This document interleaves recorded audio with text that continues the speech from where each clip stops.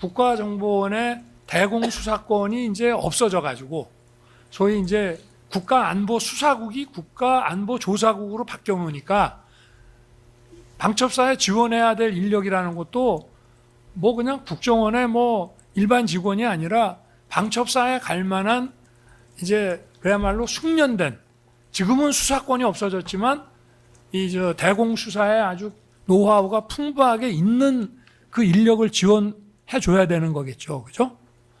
네. 그러면은 누구를 보낼 건지 뭐 그런 거를 결정을 하고 또 원장과 인사를 담당하는 기조실장하고 또 저 국정원 내부의 여러 가지 사정도 다 고려하고 방첩사도 이제 인원을 늘려가는 중인데 문재인 정부 때 반으로 줄었던 수사요원이 그러면 협의를 해가지고 가는데 그것도 꽤 시간이 좀 걸리겠죠. 그렇겠죠. 그죠? 그러니까 뭐 대통령이 인력과 자금을 지원해 주라고 한다고 즉시 또는 뭐 다음 날 뭐 이렇게 갈 수 있는 건 아니잖아요. 그죠? 일단 하시죠. 그런데 그렇게 잘 아시면서 왜 저한테 그렇게 지시하셨습니까? 네. 아니 그러니까 지금 예. 질문 그날 그렇게 잘 아시는데 왜 저에게 아니, 그렇게 그건- 지시하셨습니까? 증인 예. 제가 왜 이걸 물어보냐면 예. 내 말과 지금 우리 통장은 증인하고 마이크 좀 가까이 대고 말씀해 주십시오. 예. 증인하고 말한 거와 증인이 받아들이고 이해한 취지가 다른데 공통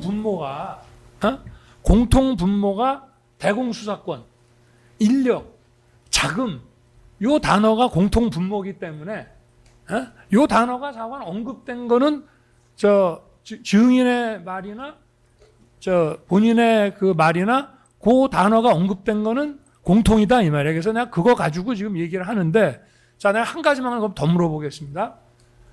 제가 그 방첩 정보 주라는 얘기는 못 들었습니까? 예, 못 들었습니다.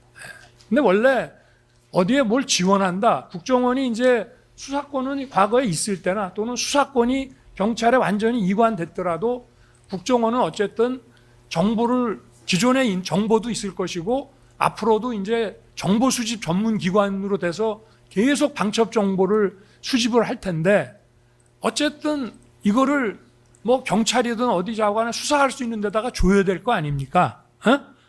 이걸 소위 말하는 배포를 해야 될 거 아닙니까? 그러면은 사실은 인력이나 돈보다 자금이나 인력보다 더 사실은 받고 싶은 기관에서 필요한 것이 정보 아니겠어요? 그래서 제가 정보를 좀 줘라. 그리고 이제 방첩사라는 데는 사실은 저게 쭉 따라 올라가면 과거에 육군 방첩대, 국군 보안사령부, 국군 기무사령부, 그 다음에 안보지원사 하다가 방첩사가 된 거란 말이에요. 그러니까 경찰보다는 방첩사가 소위 말하는 간첩 수사의 어떤 그 노하우라든가 DNA가 더 있다. 그러니 경찰보다 방첩사가 간첩 수사는 더 잘하니 경찰에만 이거를 줄라 하지 말고 방첩사에도 정보를 좀 줘라. 그런 얘기 저한테 못 들으셨습니까? 이게 사실 3종 세트거든. 인력, 자금, 정보가. 제가 답할까요? 네네. 지금 쭉 얘기를 들어오면 네. 그 시간 정도에는 즈음에 당시 대통령께서 경호처장, 국방장관, 수방사령관, 방첩사령관, 특전사령관, 기타 많은 분들과 통화하셨지 않습니까? 아마 굉장히 극박하게 비상계엄이 발한 상태에서 여러 사람들과 통화를 하셨기 때문에 그런데 당시에 저는 처음으로 대통령으로부터 전화받아서 처음으로 대통령으로부터 지시를 받았습니다. 아마 그때 그렇게 여러 지휘관들하고 여러 통화를 하신 당시 대통령님보다는 당시 대통령으로부터 한 통화의 전화를 받았던 제 기억력이 부족하지만 좀 더 정확하지 않을까요? 아니 이제 지휘관들하고 통화한 거는 증인하고 통화하고 나서 시간이 한참 지나서고요. 예. 또 뭐 마이크 좀 가까이 네네. 좀 대고 말씀해 이제 주십시오. 아까 11시 30분 때 그 현장에 나가 있는 부대의 사령관들하고 통화를 했지만 사실은 또 1시간쯤 아직 도착을 안 해서 이제 1시간쯤 뒤에 또 통화를 한다고요. 그러니까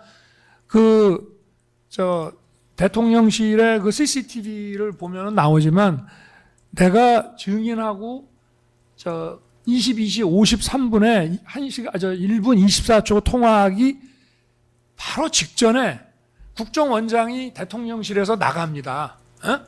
그러니까 국정원장하고 뭐 안보실장 이런 사람들이 국무회의 배석을 위해서 들어왔다가 내가 22시 한 20몇 분에서 27분, 30분 그 사이에 이제 계엄 선포 대국민 담화를 하고 올라와서 국무위원들하고 좀 얘기하다가 그 사람들 보내고 국정원장하고 얘기를 하다가 국정원장마저 보내고 나서 우리 문 밖으로 나가고 바로 53분에 22시 53분에 증인한테 전화를 하는 거예요. 그러면은 국정원장이 우리 방에 있다가 막 나갔잖아요. 그러니까 제가 이거는 뭐 증인 얘기는 서로 이해하는 게 다르다고 하니까 그냥 제가 묻는 거예요. 우리가 뭐 국정원에 한 30년 근무한 그런 입장에서 제가 만약에 원래 대통령이 국정원 차장한테 전화 안 하는데 전화를 하면 그 전화 자체가 격려성 아닙니까? 그죠? 어느 정도 당신에 대해서 내가 호의를 가지고 있다는 격려성 전화 아니겠습니까?